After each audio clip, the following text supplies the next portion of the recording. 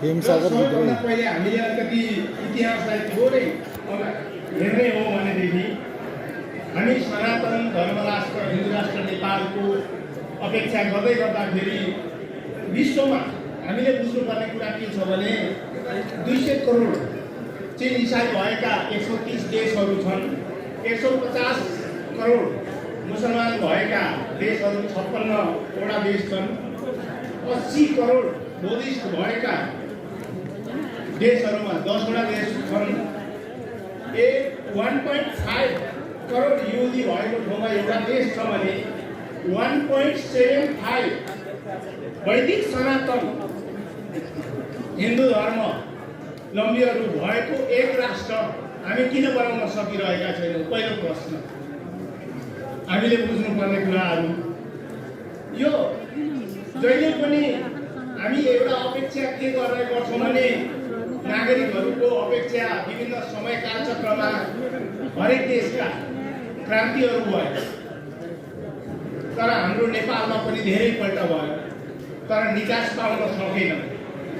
आज हामीले पृथ्वीनारायण शाहको पदलाई अँगाल्दै गर्दाखेरि 1779 देखि लिएर 1831 सम्म बडामारा विराज पृथ्वीनारायण शाहले दिएको नेपाल एकीकरण अभियानको तहत जुन पदमा हामी अगाडि बढिरहेका छौँ, तर आजको अवस्थामा बढ्दै गर्दाखेरि त्यसको मेकानिजम के हुन सक्छ त? कस्तो सूत्रबाट हामी अगाडि बढ्न सक्छौँ? त्यो फर्मुला हामी युवामा किन आइरहेको छैन?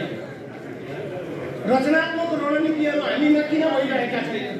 विगत केही महिना केही दिन पहिले पनि त्यस्ता घटनाहरू हामीले सामना गर्यौँ र हामीलाई राज्यबाट विभिन्न तिरस्कारको विभिन्न आरोपहरूको सामना गर्नु परिरहेको छ। यो कुरा पनि तपाईँ हामीले बुझ्न आवश्यक छ। जब पृथ्वीनारायण शाह बडामारा विराज पृथ्वीनारायण शाहले चाहिँ 1801 मा नुवाकोट असोज 15 गते नुवाकोटमा विजय हासिल गर्नुभएको थियो भनेदेखि अब काठमाडौँमा 1825 असोज 13 गते विजय हासिल गर्नुभएको थियो। अब हामीले जाने भनेको एउटा तान्त्रिक विधि र हाम्रो दैविक शक्तिको आडमा हामी एउटा कसरी अगाडि बढ्ने, हामी यो कुरालाई फलो गरेर अगाडि जाने नजाने प्रश्न यहाँ पनि छ हैन? र हामीले हाम्रा पुर्खाले मानिल्याएका कुनै कुनै एउटा संस्कार धर्म सनातन धर्मावलम्बीहरूले मान्ने जो हिजो पृथ्वीनारायण शाहले मान्नुभएको थियो, बुझ्नुभएको थियो, फिरकोट फिर्के भूमि पूजन भयो, अनि रसुवा कालीका ठाउँमा पूजाआजा भयो, दोलखामा भीमसेन पूजा भयो, गोरखकाली गोरखनाथ बाबा गोर्खामा भयो, पूजाआजा गरेर हामीले हाम्रा कार्यक्रमहरू दैविक शक्ति र एउटा तान्त्रिक विधि प्रक्रियाबाट पनि हामी अगाडि बढ्ने कि नबढ्ने यो पनि प्रश्न छ। त्यस पछाडि बाँकी हाम्रो युवाको रचनात्मक रणनीति के हुन सक्छ त? यी कुराहरूलाई तपाईँ हामीले चिन्तन गर्न आवश्यक छ।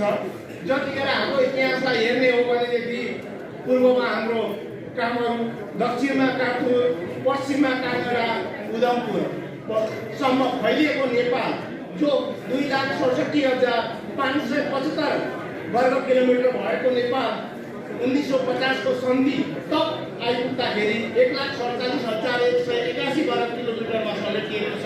तर आजको अवस्थामा आएर 1,29,000 वर्ग किलोमिटरमा नेपाल समेटिसकेको छ। यसको कारण के हो?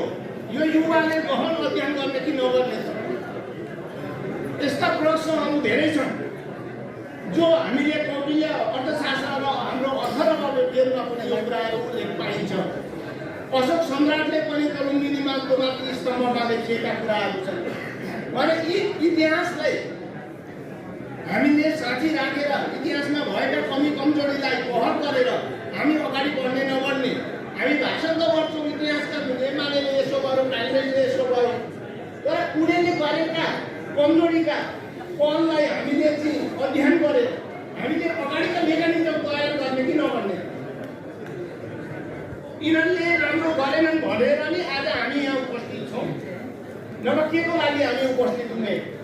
अघि हाम्रो सागर मित्रज्यूले पनि भन्नुभयो युवाको बारेमा होइन, धेरै कुराहरू ल्याउनु भयो भने हामी युवाले एउटा मेकानिजम तयार गरेर हामी अगाडि रचनात्मक तरिकाले हामी अगाडि बढ्ने को पहल गर्नु। आज सबै अभियन्ता साथीहरू हुनुहुन्छ होइन, र यस्ता कुरा बोल्ने कुराहरू धेरै छन् र सबैभन्दा ज्यादा म एउटै कुरो के राख्न चाहन्छु भने अब नेपालमा काटिस्टोक्रेसी, नियोक्रेसी र प्लुटोक्रेसीको काम छैन। अब नेपालमा के काम छ भन्दा मेरिटोक्रेसी चाहिएको छ, गाइनेकोक्रेसी चाहिएको छ, थियोक्रेसी चाहिएको छ, अनि मात्रै देश समृद्धि बन्छ।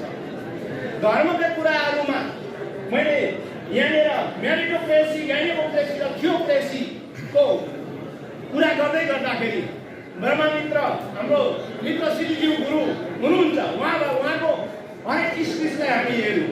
हाम्रो सनातन धर्म भनेको के हो, किराँत धर्म भनेको के हो, हामी नूतन धर्म, पुरातन धर्म, सनातन धर्म, सनातन धर्मदेखि हामी सत्य सनातनबाट हामी चल्दै आएका हौँ, हाम्रो पिता पुर्खाले चल्दै आएका हौँ भनेदेखि हामीले त्यसैलाई आधार मानेर हामीले एउटा नयाँ कार्यक्रम किन नबनाउनु। भाषणको लैन त हामी खुल्ला स्टेजमा दियौँ, तर हामी आज केका लागि भन्दा वृहत युवा विगत को लागि भेला भएका छौँ। हामी एउटै रचनात्मक रणनीतिमा जुन किसिमको आज जगमान गुरु धर्मगुरु जगमान गुरुज्यूबाट आज यो हामीमा सम्बोधन भएको छ, यो गर्वको विषय छ।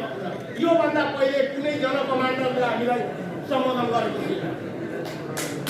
सबैभन्दा ठुलो कुरो बुझ्ने कुरो यहाँ छ र आज हामीले धर्मगुरु जगमान गुरुज्यू लगायत हाम्रो ब्रह्ममित्र गुरु हुनुहुन्छ, बस्नुभएको छ, उहाँहरूको मार्गदर्शनबाट हामी अगाडि बढौँ। सागरज्यूले भने जस्तै असार वसन्तमा यो पापिष्टहरू, यो दानवी धनञ्जयहरूलाई यो देशबाट हामी लगेको भन्दै स्वतन्त्र नेपाली एकता समाजबाट पूर्ण समर्थन मेचीदेखि महाकालीसम्म आबद्ध भएका स्वतन्त्र नेपाली एकता समाजमा आबद्ध भएका सम्पूर्ण नेपाली दाजुभाइ दिदीबहिनीहरूमा पनि म आग्रह गर्न चाहन्छु कि यो सामाजिक सञ्जाल मिडिया मार्फत अब जगमान गुरुज्यूबाट जो एउटा निर्देश हुन्छ, आदेश हुन्छ, तदनुरूप हामी युवाहरूले मेकानिजम एउटा तयार गरेर हामी अगाडि बढाउनु भन्दै म आज यस कार्यक्रमबाट बिदा हुन चाहन्छु। थोरै समय मैले लिएँ, माफी चाहन्छु। हवस्, धन्यवाद। जय राष्ट्र।